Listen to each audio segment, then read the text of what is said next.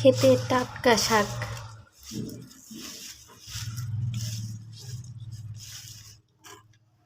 অনেক ধরনের শাক একসাথে মিক্সড করা। এগুলো হচ্ছে আম্মার বাসা থেকে পাঠাইতেছি। আমি শাক খুব পছন্দ করি, এই জন্য এই যে কত রকমের শাক একসাথে।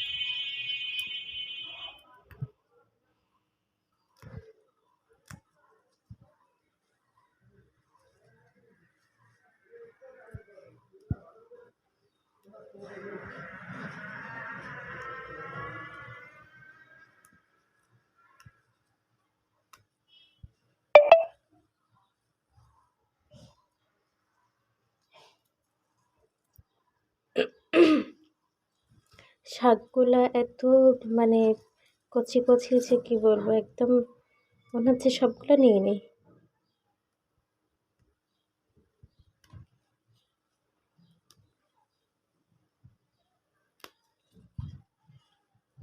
আমাদের গ্রামে ছোট একটা ক্ষেত আছে, সেই ক্ষেতের সবজি আর কি।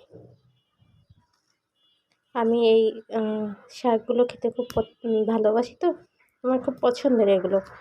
এই জন্য শহরে পাওয়া যায় না এগুলো তেমন একটা, এই জন্য আম্মা মাঝে মাঝে এগুলো পাঠাই দেয়।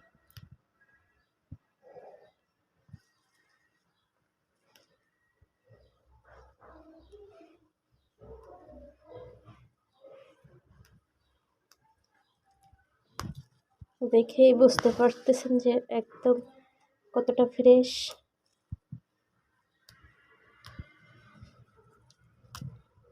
সবজি।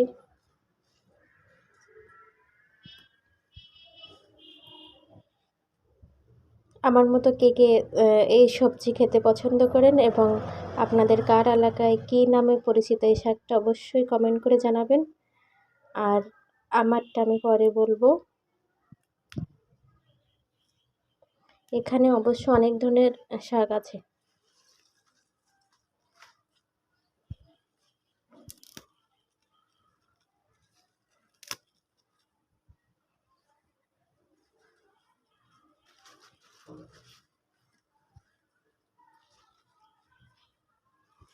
এই যে এটা লাল শাক, এটা কিন্তু অনেকটা, এই যে দেখেন কতটা কচি।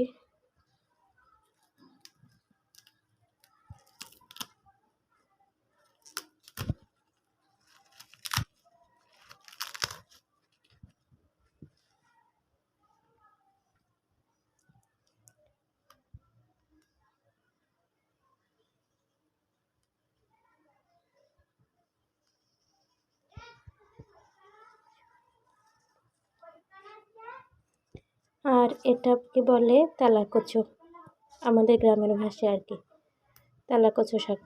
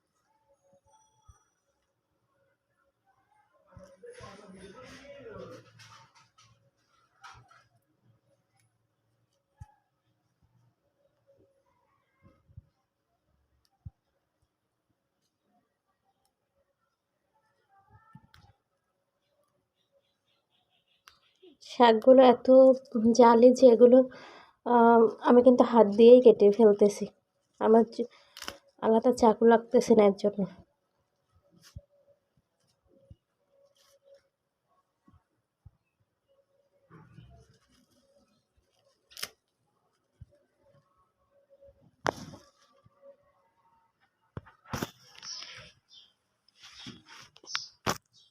আমার কিন্তু সবজি কাটা প্রায় শেষ।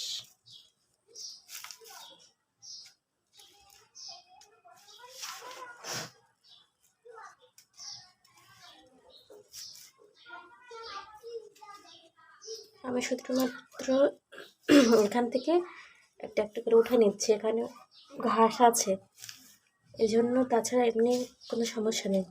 আম্মা কেটে করে দিয়ে দিয়েছিল ক্ষেত থেকে, ছোটো ছোটো করে কেটে দিয়ে দিয়েছিল।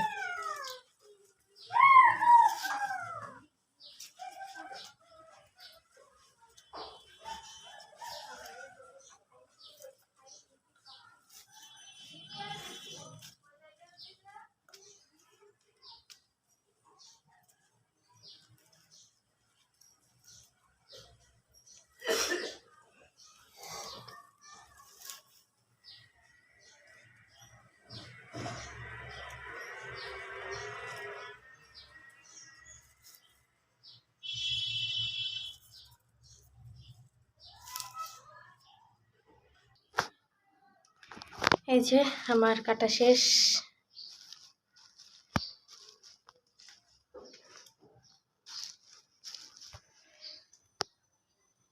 এবার এগুলো পরিষ্কার পানি দিয়ে ক্লিন করে নেব।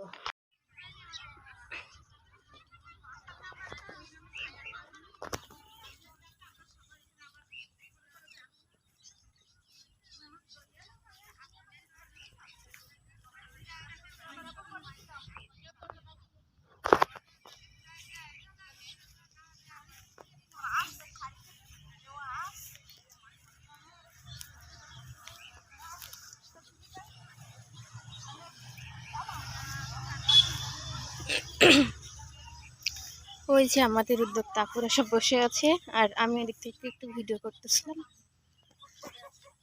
সামনে ওই যে ওখানে একটা দোলনা আছে।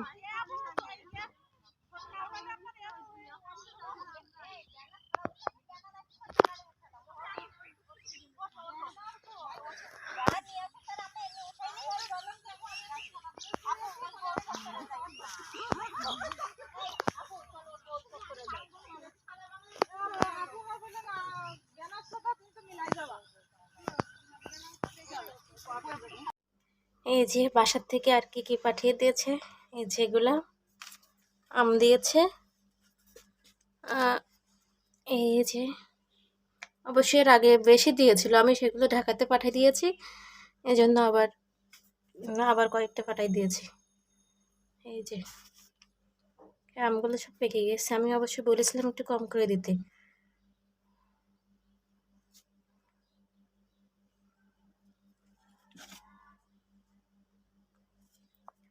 এই যে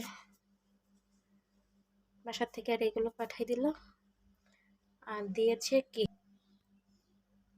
এই যে গাছের ছবেদা, আর এখানে আছে পলিথিনে মাছ, অবশ্যই ফ্রিজের মাছ, তো এই জন্য আমি ভেঙে দেখাতে পারতেছি না। ওই যে ওই সাইডে মাছ আছে, সাইডে এই মাছগুলো পাঠিয়ে দিয়েছে এবং একটু রান্না করেছি, এইগুলো আছে এখানে, একটু রান্না করেছি আর আছে। আমরা যারা বাইরে থাকি তারা জানে যে মা গ্রাম থেকে যখন কেউ আসে তখন মা আমাদের জন্য কত কিছু পাঠিয়ে দেয়। তাহলে বলেন তো কী কী পাঠিয়ে দিল।